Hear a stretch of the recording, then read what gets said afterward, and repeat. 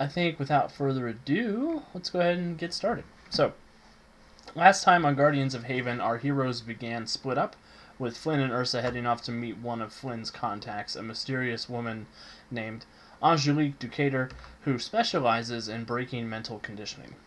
She said that if Ursa could gather everyone she cared about who was under Lady Lunar's influence, she could potentially help remove that influence, prompting Ursa to begin scheming of ways to rescue Eric once again and bring Alara along for the ride.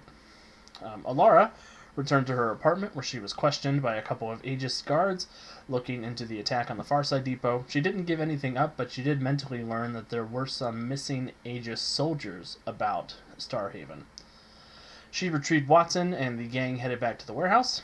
Meanwhile, at the warehouse, Chimera was viciously flirted with by the angel androids. And Aelin had an encounter with a child of Chrysalis named Sister Andromeda, who gave her a goodie basket. The group reunited at the warehouse. They got the speeder repaired. They had a serious discussion with Alara about the dangers of the Moonstone, and the theory that maybe she's been mentally conditioned to go and find the Moonstone on behalf of Lady Lunar, which I did not write down as a feverish GM note. Don't look behind the screen. And Lies and deception. Lies and deception. I miss Wiki. And after they repaired the speeder, they headed off for the pyramid. Headed for the Greenwell, our heroes slipped into the jungle biome where they found the two missing Aegis agents fighting for their lives against some Megalanias, or as I called them, big fuck-off lizards. The group rescued the agents and have decided to bring them along for the time being. We rejoin our heroes as Flynn expertly navigates the speeder through the dense jungle, making his way towards the dome that surrounds Starhaven. So, you guys are all arrayed in the speeder, making your way. What's everybody doing? Aelin is sitting across the laps of both agents and making them very uncomfortable. Yeah, Agents Jones and Pilson, they sort of look down at Aelin and they look at everybody else. Starhaven's the other way, right? Yes. We've got something to do out here, so... unless you'd rather be dropped off here. Out in the jungle? That's where you were before, wasn't it? With the giant lizards?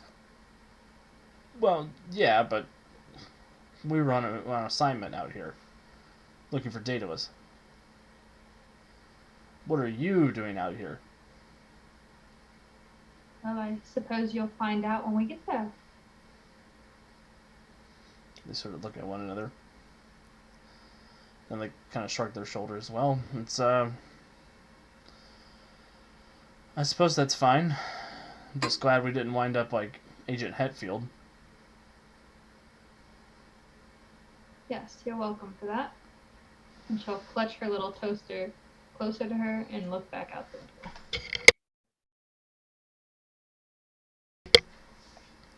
As you're holding the toaster, it is sort of warming you up in the jungle a little bit. What a good boy.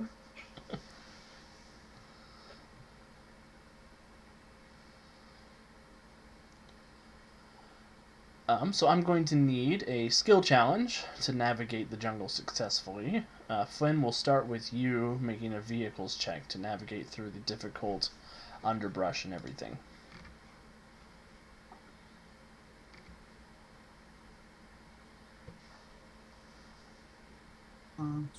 Scroll. 18.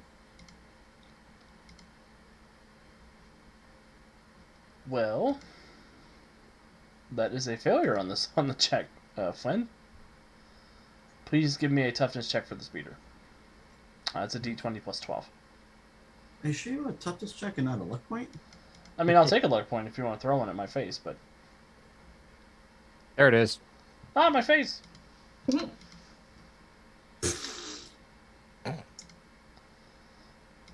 Hero point reroll.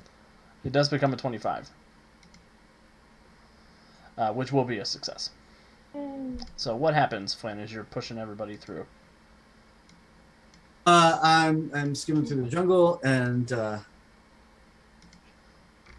something darts out from underneath the underbrush, so I have to yank it hard to the right, and then that bounces off a little piece of rock, which slides me over on a collision course with a bunch of trees when I correct it at the last minute. The two agents, Aelin, you feel them like white knuckled on the door handles of the speeder. A bit nervous, are we? So you always fly like this? Makes the ride more fun, doesn't it? I like her. She's crazy.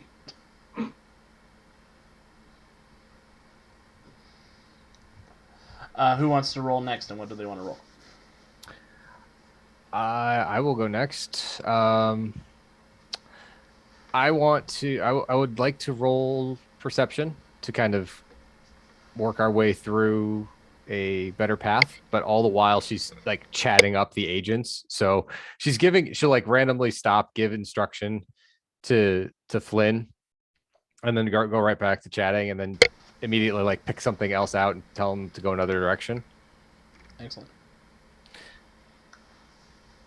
Hey, Jesu Pete.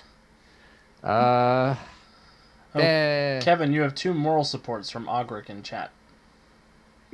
Really don't want to use Kevin, this you have already. 3 moral supports from Ogric in chat. He's gonna use up all the. I'll just go fatigue to roll that again. Bleh. That's a 30.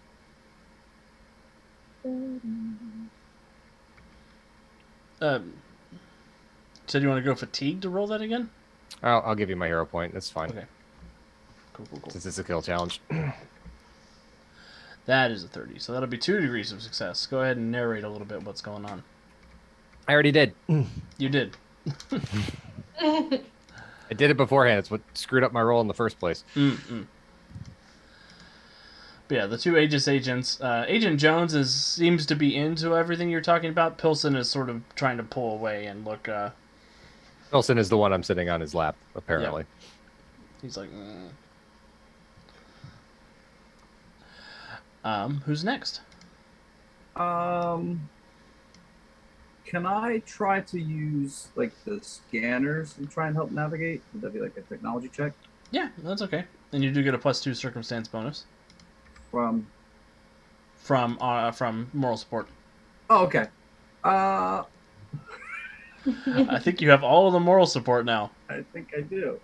5. Is it metagamey to take a routine check, and therefore if I don't roll I can still save that moral support?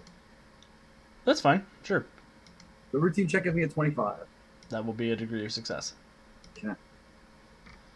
So what happens as you're checking the sensors and As Co-piloting. Aelin is kind of like looking out the windshield and trying to help Flynn find our path there, I will sort of tune into the both the scanners and the navigation app and sort of try to, instead of trying to eyeball our path, try and sort of plan ahead and provide Flynn directions of where to go for the most efficient path to get us there. Excellent. Kevin, will you give me a second technology check? Sure. And by that, I assume you mean not a routine. Yeah, unless you have skill mastery and you can use it under I any don't. circumstances. I don't. So I will guess use one of the +2s there. Did that pop up? It did. Okay, so it's a 21 with the +2. Okay. You think some of the readings on the speeder are a little strange, but you're not really sure what they mean. Okay, I will point that out to Flynn the pilot because I think it's best that the pilot be aware that there may be some unusual things ahead. The scanners give indication that there's some things not properly registering as we approach, Captain. So please advance with caution. And to clarify, it's not something that this. It's more of the like the speedometer, the heat register on the dashboard. There's like a check engine light is on, basically. Oh, so it's nothing on the scanner. It's actually the systems of the speeder are glitchy. Mm-hmm. Oh, okay. Sorry. Sorry if I misread that. I will point that out to Captain Flynn if he is not already aware of it. Awesome. And then either Alara or Ursa, what are you guys doing?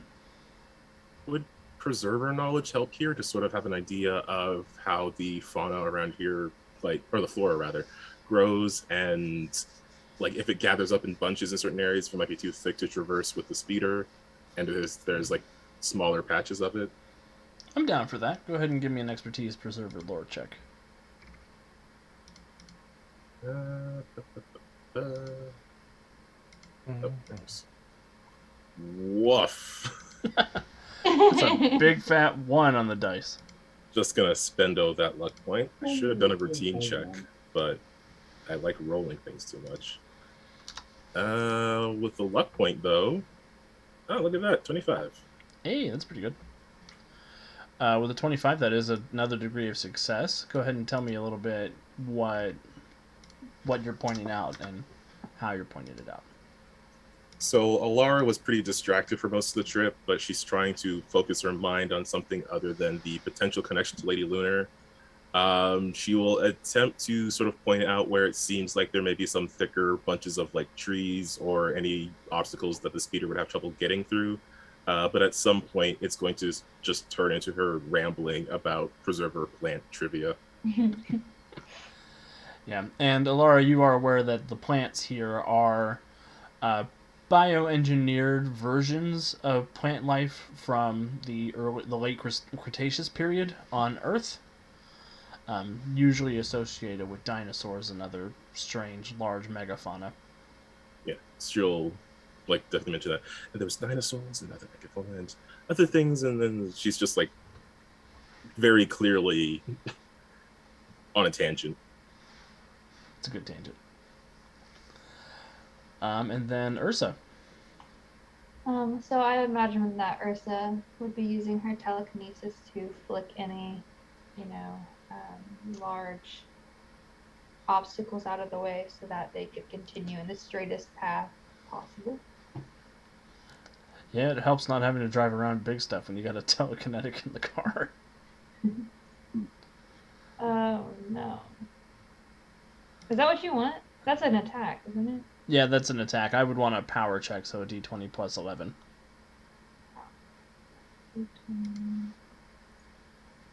Okay. That's a 29. Heck yeah, that's 2 degrees of success. Succeeding all up in here. Yeah, so you're sort of leaned back in the speeder, moving stuff back and forth. Small toasty. Yeah, are you still holding Toasty on your lap, or is he on the seat next to you at this point? No, he's still on my lap. I have one arm around Toasty and the other arm just flicking stuff out of the way. His little LED screen has like arms up. It's a pause. So yeah, you guys are continuing along pretty easily through the jungle. You do make really good time to the end of the dome. And as you're approaching, you do see even through the dense canopy of trees, the sort of translucent blue energy field that separates space from this Earth-like environment that you found yourselves in. As you're racing forward, the trees do start to thin out a little bit, and you find yourselves at the base of a very large cliff face covered in dense vegetation. And that's when the speeder begins to spark and rumble and come to a stop. I will give everybody a hero point. We should talk with our mechanic. They appeared to be less focused than they should have been. Yes, I suppose Chimera was just too distracting for them. Yes, this is Chimera's fault. Can you tell what's wrong? He sort of sits up at the back of the speeder. Am I supposed to be visible? I still forgot about those two. For the AEGIS A's? Yes, just quietly analyze. Stay down for a bit. He sort of plops down in the back with a clang noise and rolls over, pulling a sheet on top of himself. Sure. And you hear him sort of making this weird, like, router noise as he's rumbling in the back seat. Aegis agents are like, I haven't heard that since Windows 98 days. Everything okay with your robot? Yes, those are normal sounds.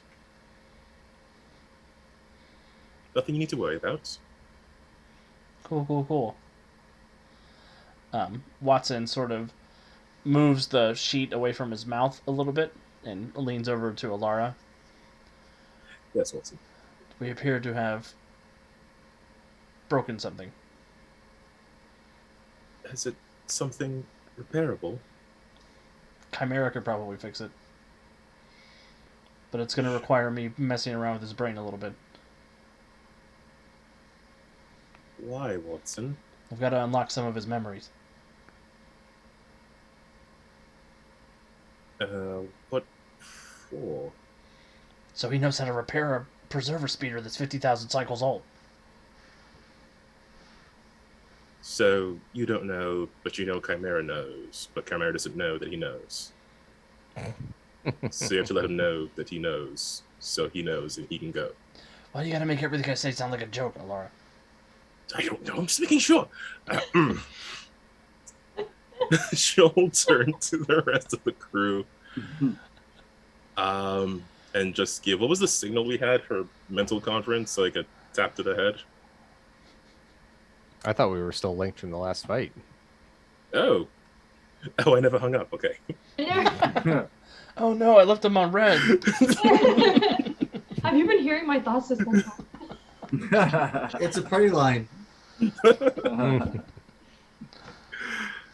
So I guess on the party line, Alar will say, so Watson believes that Chimera can fix the issue with the speeder, but he has to unlock those memories.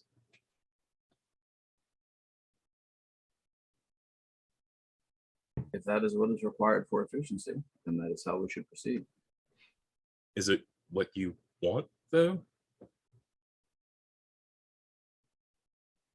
Does What Chimera want feel is one? irrelevant. Hear it No. Not everything need be done and to be efficient, Chimera. What else is there? Personal desires.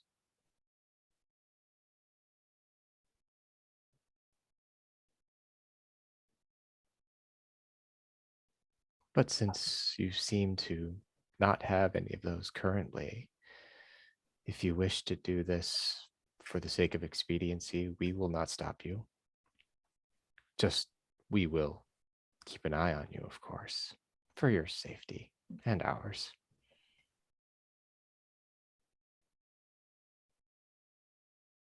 Well, something to think about. Flynn says as he slips out of the speeder. And we'll start heading towards the barrier. At least, are you going to try to scale the cliff that goes up to the barrier, or are you going to stay on ground level down here? I'm gonna stay on ground level down here, but I'm just gonna be getting a little closer to it, just kind of see, we need to get out. So is there like a hatch? Is there, any of that kind of stuff for? Do you have expertise pirate yet? I do. Go ahead and give me an expertise pirate check.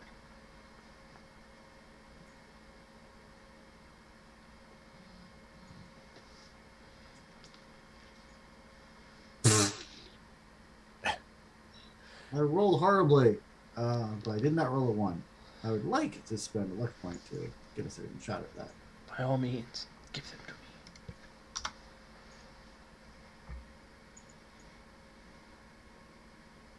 because that 8's not gonna fly. 18. 18's pretty good.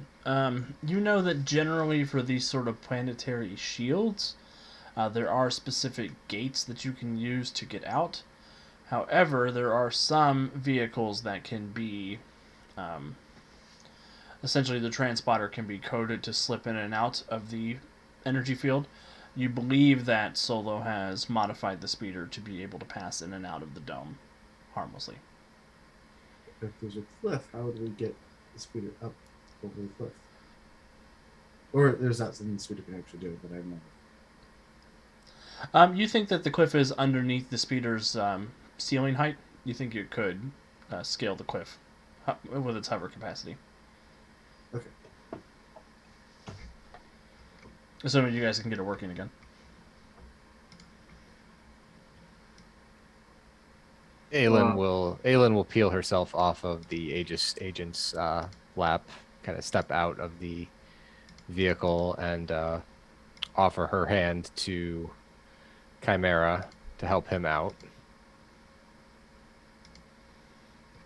So as Chimera is getting out, just to look at Watson, will this procedure take long? 30 minutes or so. Very well.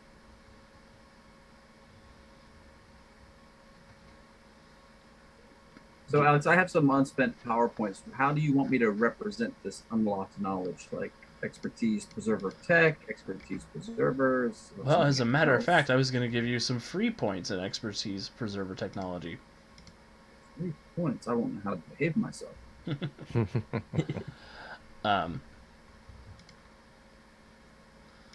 So Watson will lead you over to a quiet place down over here in this thicket of trees, away from the agents. If he's going to a quiet place, is he going to have to deal with that alien? He's going to be very quiet. Unless you mean John Krasinski. I do. Just technically. Wow. Wow. Quiet place, 1 block down from the happy place. It's all the bad place. And Chimera, he will kneel you down in front of him, and you hear sort of a whirring noise, and you hear something engage from his arm, sort of like a hydraulic, and he inserts something into the back of your skull. You have just been jacked into the Matrix. And he begins making the very similar preserver router noises, and both of you sort of go into a weird trance-like state. Aelin will head over there and kind of play lookout, just because they seem like they're going to be unaware of their surroundings, and she doesn't want anything to happen to Chimera. Give me a perception check, Ewan. Okie dokie. 24. You hear thunder in the distance.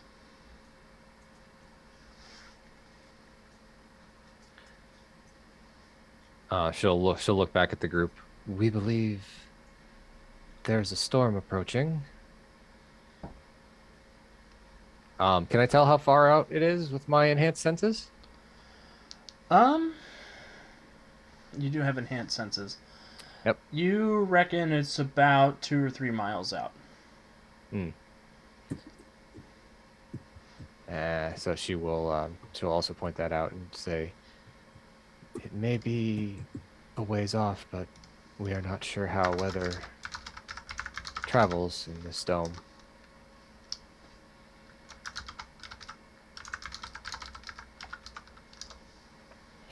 Might we get a couple of lightning rods to protect our friends? Good. Not sure there's anything around here we can use for one. Don't want to go taking parts of the speeder.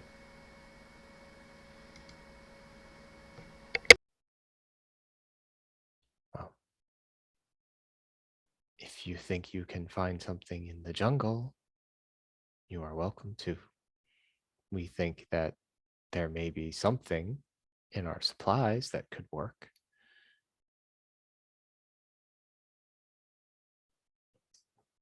Sure. I mean, I can have a look around. You can check your supplies. I actually was thinking I should do some detection, make sure there aren't any other mines around here that aren't ours. And we're sure it's a storm, not something else thundering this direction. I would probably be able to tell the difference between thundering, like the thunder of something Oops. coming towards us versus the thunder of rumbling air vibrating due to electricity. Do you have acute or analytical hearing? I have, let's see here, accurate and extended. Okay. So no.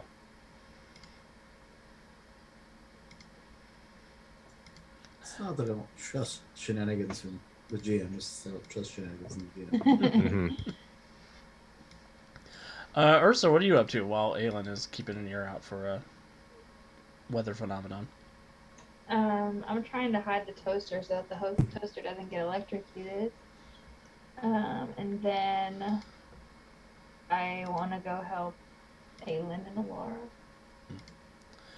Alara. Ursa, as you're looking around for somewhere to hide the toaster, you do see there's a couple of good compartments you could put him in the speeder. He's also pointing with his little slot that goes down to put the bread in. He's pointing over to the cliff face. You see a small cave over there. I don't want to put you in the cave. What if we have to take off at a fast rate and we leave you in the cave? He gets a frowny face on. He's like, "You would leave me in the cave?" I wouldn't want to leave you in the cave. Do you want me to go to the cave, or do you want to go to the cave? I don't want to go anywhere without you.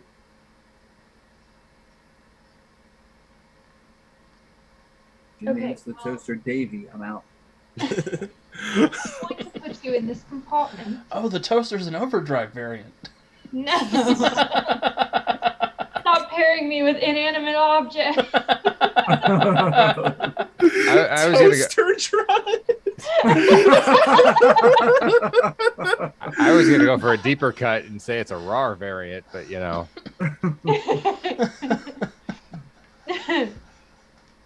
I was literally typing toaster drive live. And Calvin said it. Oh my god. Anyway. I'm going to put you in this compartment. I'm going to go check out the cave, okay? But I will be back for you. Are you okay? Yeah, that's fine. I'll go in the toaster box. You can't talk. That plays on the screen. Okay, I'm gonna put him in the coziest compartment I can find. And then I'll say to Alara that I'm going to check out that cave, and I'm gonna go check out the cave. Okay, well, I'll leave the mind link on. Just think if you need anything. Will do. Ursa, I'm going to put you near where the cave mouth is. How far away is that from everybody else? That is 120 feet from Aelin and 125 feet from Alara. Perfect. I'm definitely not gonna die. The toaster wouldn't do me like that. All right. The toaster wouldn't betray me. I love the toaster. I'd be mad. He's staying in the compartment if there's something happens to me. No worries. Alara, what are you doing?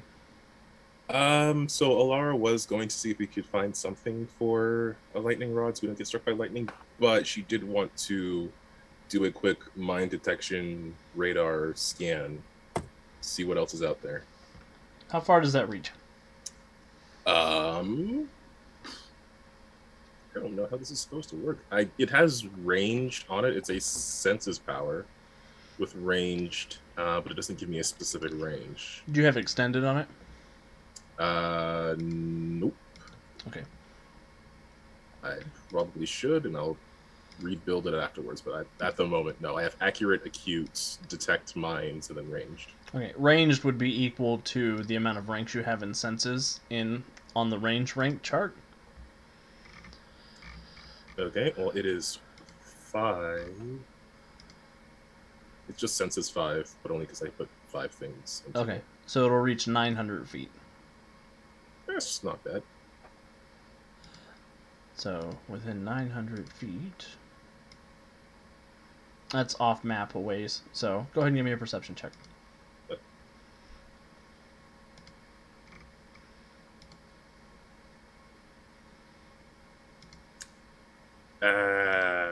No, this is okay. 16. Okay, you don't feel any higher life forms around. Well, with that certainty, is there anything we can use around here, or as a lightning rod? Giant cave. The speeder will probably fit in the cave. We can just all go in the cave. For Captain, why didn't you say so before? For a hero point, I'll say you can find some metallic debris that you could fashion into a lightning rod, but there isn't going to be anything synthetic out here made of metal. You can form a rudimentary lathe. Get off the line, guy. So Alara's like looking for scrap and Also, Jonesy, I do know Keep on the Borderlands. Thank you very much. I've even played Little Keep on the Borderlands,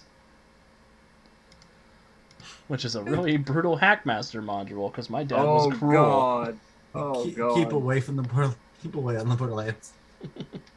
Oh, Hackmaster. I suppose we could just go in the cave. Is there any indication that Watson and Chimera can be moved? They don't seem to be mobile right now. Well, you might be able to pick them up and move them, but I wouldn't risk decoupling them. If only we, I'm looking over at your sister, if only we had someone who could move something with her mind. one moment. Ursa, just, do you have a moment before you go into the cave? Ursa looks at all of the distance that she's already walked. Ursa, if you can reach from over there. Well, Ursa, if you can reach from over there, if you could just pick up Watson and Chimera very carefully and bring them to the cave with you. Okay.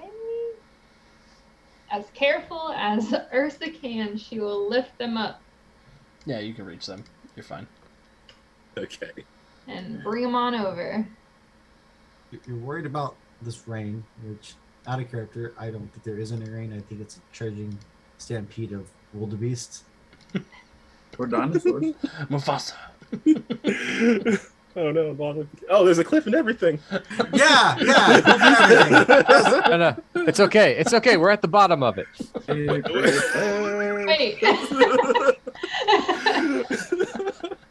Lady Lunar's gonna come and throw Ursa and Alara off of it. No. Be prepared. Yeah, I guess if Ursa's moving Chimera and Watson to the cave, Aelin will wander along with them.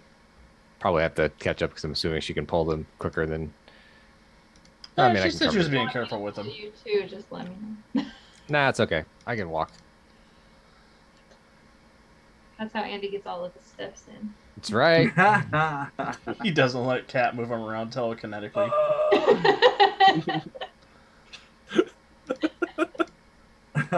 That checks out. Makes perfect sense. So, Flynn and Alara, what are you guys doing? Or Flynn first, and then Alara. I'm checking out the speeder. The speeder is still hovering, right? It just is. No, it is collapsed onto the ground. If only we knew someone who could move things with her mind. Don't know anybody. If only. I will look over his side and make my way towards the cave to join the rest of the group. Two Aegis agents will also come and join everybody at the cave. Do you want me to move the speeder over here? That would be ideal if you were able to.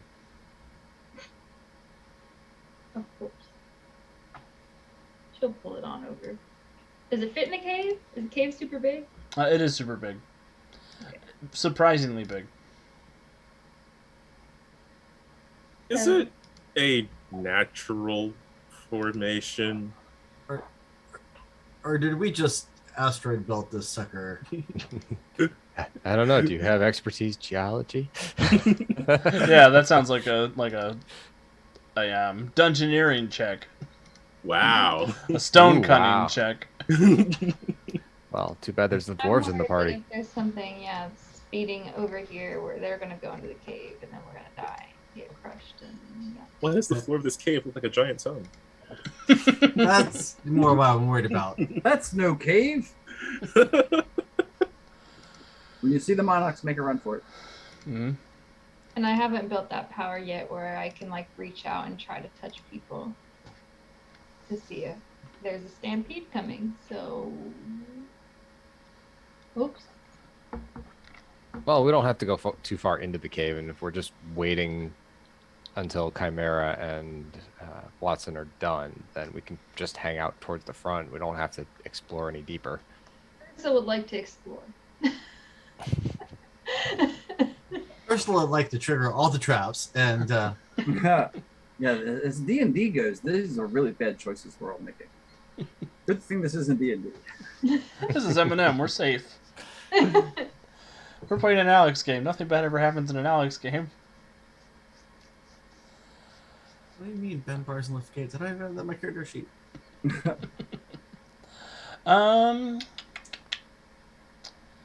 So you move the speeder into the cave. Ursa wants to explore deeper. Watson and Chimera are still doing their thing. You guys, there's an alcove pretty near the front of the cave that you can daintily set them down in.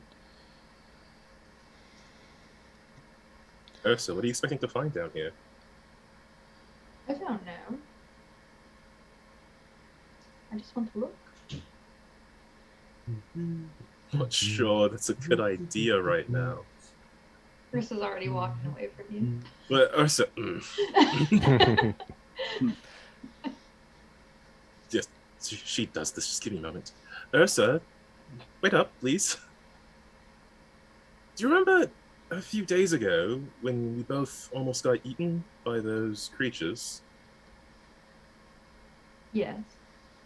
Right, so, do you think perhaps there might be more of them, you know, in places like this? Well, You- maybe that's what I'm trying to discover.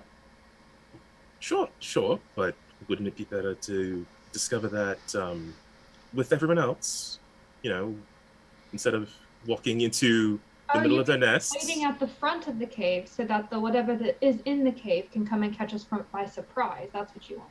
We can watch the cave from that end of the cave instead of walking down to in their home where there's more of them waiting for us. Sir? Are you going to keep walking anyway? Yes. Aelin, do you have extended smell as well, or just hearing? Just the hearing. Okay. No muzzle. No muzzle.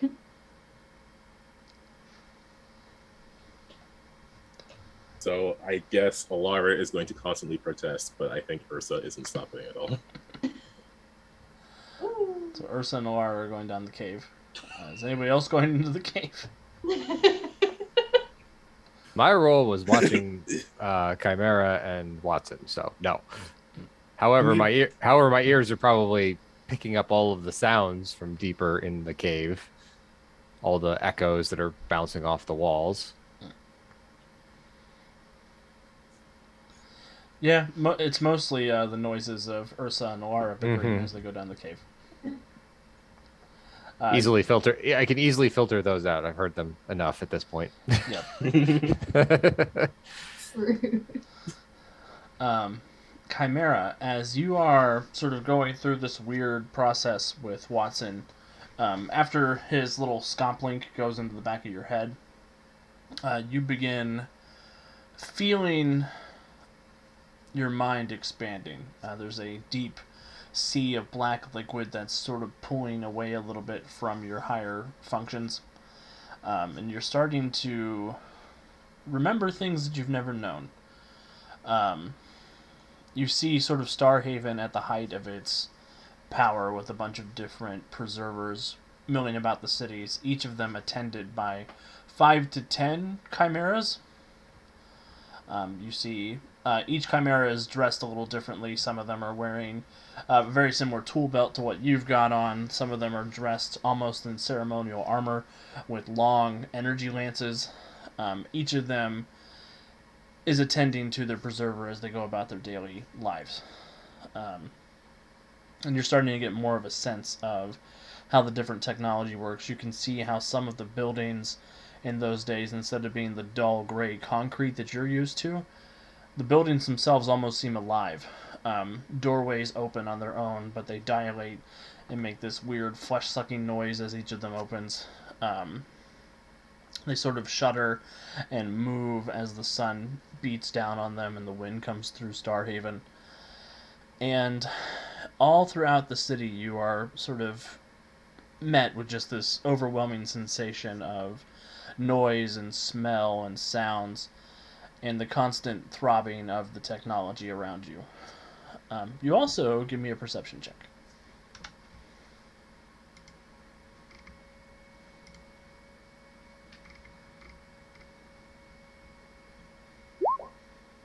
A 20, dirty 20, as we'll say. A dirty 20. You hear nestled just underneath all of this preserver stuff. It sounds like a guitar playing, an acoustic guitar playing.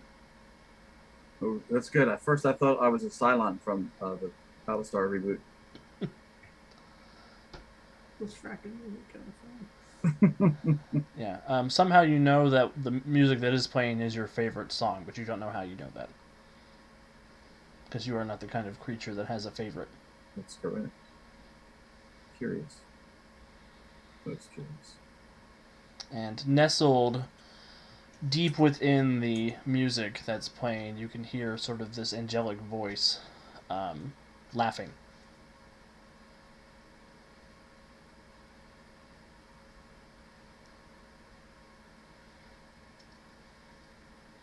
Is it a voice that I recognize? Somewhere way in the back of your mind, but you're not sure. It's not so much a recognition as a Familiarity? feeling of home, almost. Hmm.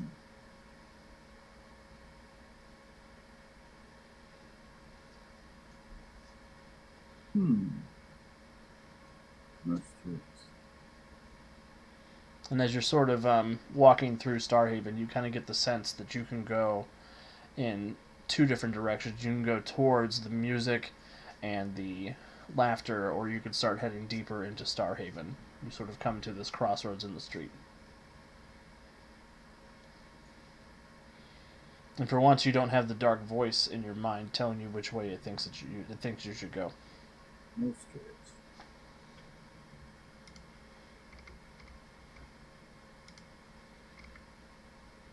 Deeper into Starhaven.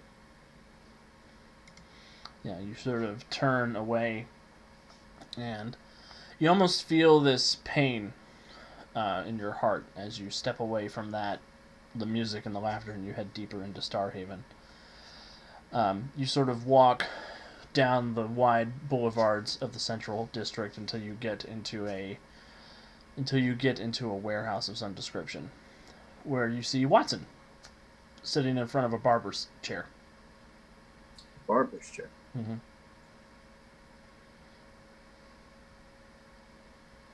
Greetings, Watson. Oh, good, you found me. Yes. That was the hardest part of this process. So, if you'll come and sit down, I can begin the unlocking. Certainly. Did you experience any other stimuli? Yes. Curious. Indeed. I'm sure it's nothing important. I suspect that you're correct. It's nothing you need, anyway, at any rate. And he invites you to sit down. Okay. I will be seated in the chair. Awesome. And he leans the chair back, so you're looking up a little bit, and you hear this sort of whirring noise as a couple of different machines come out of the back of it and pierce into the front of your forehead and start pumping information of technical schematics, loadouts, blueprints of not just vehicles but also weapons, buildings, all sorts of preserver technology is sort of just flooded into the front of your brain. And you get 8 free ranks of preserver technology expertise. Sheesh. Sheesh.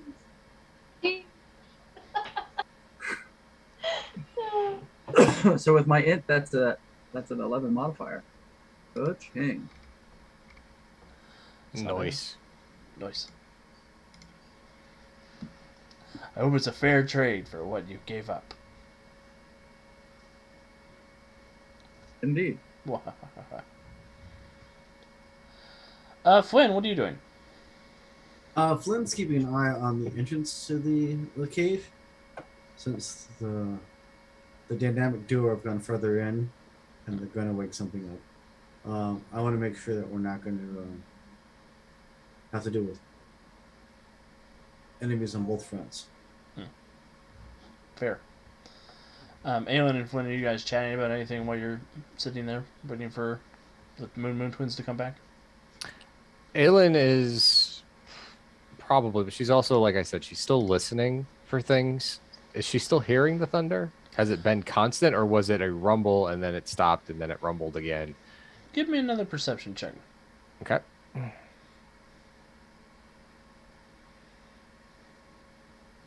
27. So the thunder has been moving closer, and as it's been moving closer, you sort of pinpoint that it's not a sporadic thing. It's almost like a rhythmic stepping noise. Okay. And so... And there's one coming from the east and one coming from the west. Oh, so it's... Okay. So she'll kind of close her eyes. Flynn would see her ears kind of flicking deeper into the cave and then out towards the face, and she'll open her eyes, kind of blinking her eyelashes slowly at Flynn, and kind of say, "Well, we appear to be a crossroads of this batch of thunder. 2 batches of thunder, no less. We may want to take up positions to defend this location because some things are coming." And she will say that last bit and think it at the Moon Twins. It has been about 20 minutes since the Watson procedure has begun at this point. Moon Twins. Oh, go ahead, Alan.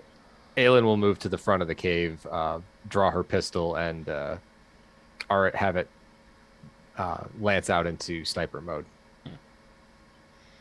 Excellent.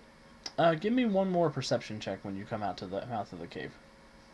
Well, I'm just at the very front of the cave. I haven't come out, but Okay. 24. It has begun to rain since you've gotten into the cave. Okay. As you're sort of looking out, you can see there are pools of standing water that have accumulated around the area, and every so often you see just ripples in the pools. Great, Jurassic Park, wonderful. Moon Twins, as you're making your way down into the cave. The farther you get down, you start to smell this sort of overpowering stench of rotting meat.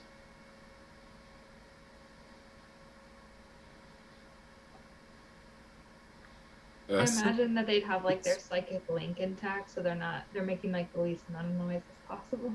Mm-hmm. Yeah, they're not arguing out loud. Maybe Anymore. anymore. Sure. That's enough. We're arguing in loud. What is that smell? I'm sure it's nothing. Nothing you need to deal with right now. Besides, something's coming, so we should go and help the others. Don't disagree that we should go and help the others, but what if something comes from this side as well and we have no idea what it is? Fine, we'll just take a look and then we'll go. Fine. Why are you being so stubborn? You never let me do whatever I want to do. It's always what you do. I let you do plenty. You know, you got to make friends with the toaster. Oh, how kind of you. Yes, actually, don't know what that toaster's deal is. Could be anything. You Not trustworthy of it's a toaster. It's a toaster, Alara. Sure, fine, it's a toaster, but nonetheless, still, it was a thing you did, so not a thing that I got in your way. So, you know, argument made.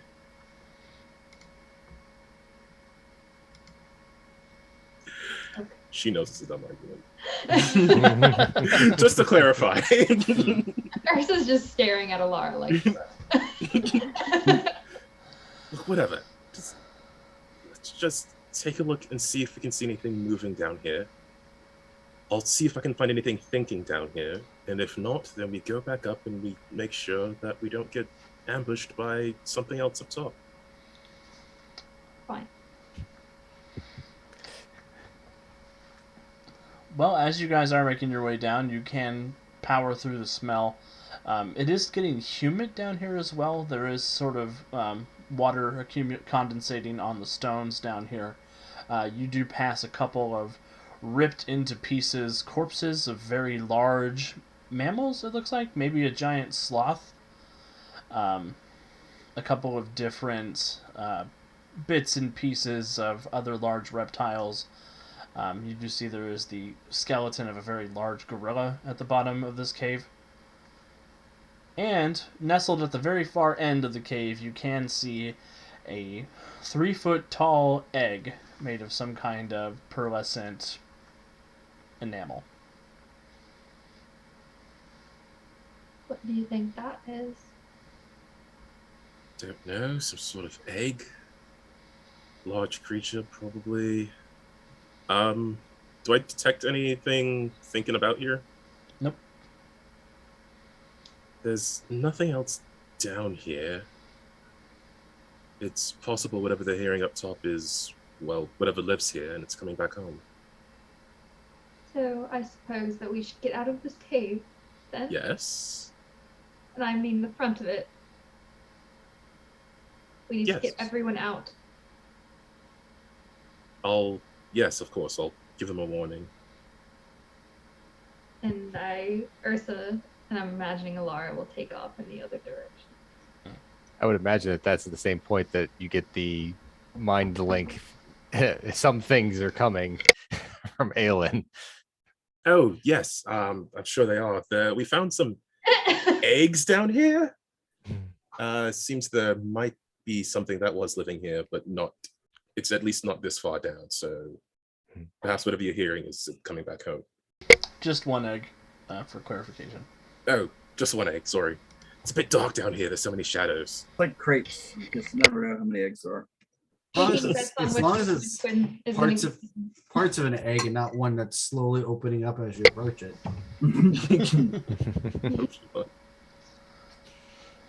I make it a point in every sci-fi campaign I run. There's at least one encounter with a xenomorph egg. Like, it's got to be there. It's got to happen. Good choice.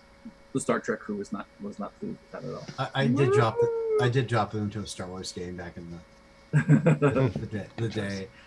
The players, by the time the players figured it out, they were waist deep in eggs and they lost it. The problem with Star Trek characters is they just call for an immediate beam out, and then I'm out. There goes my feast. That's why you need ion storms. Don't you know anything? I do. But I didn't really want to kill them all. It's just good to remind them of the evil nature of the GM. Awesome. So everybody starts running back up to the cave mouth. It takes about 5 or 6 minutes for Alara and Ursa to get back to the mouth of the cave. At which point, Watson removes the scomp link from the back of Chimera's head. And Chimera, you are new and improved with knowledge of the speeder. Aelin, give me another perception check, please. Can do. 30. You don't need a 30 to know that whatever is making that stomping noise is in the same clearing as you all, and it is there are 2 of them heading towards the mouth of the cave.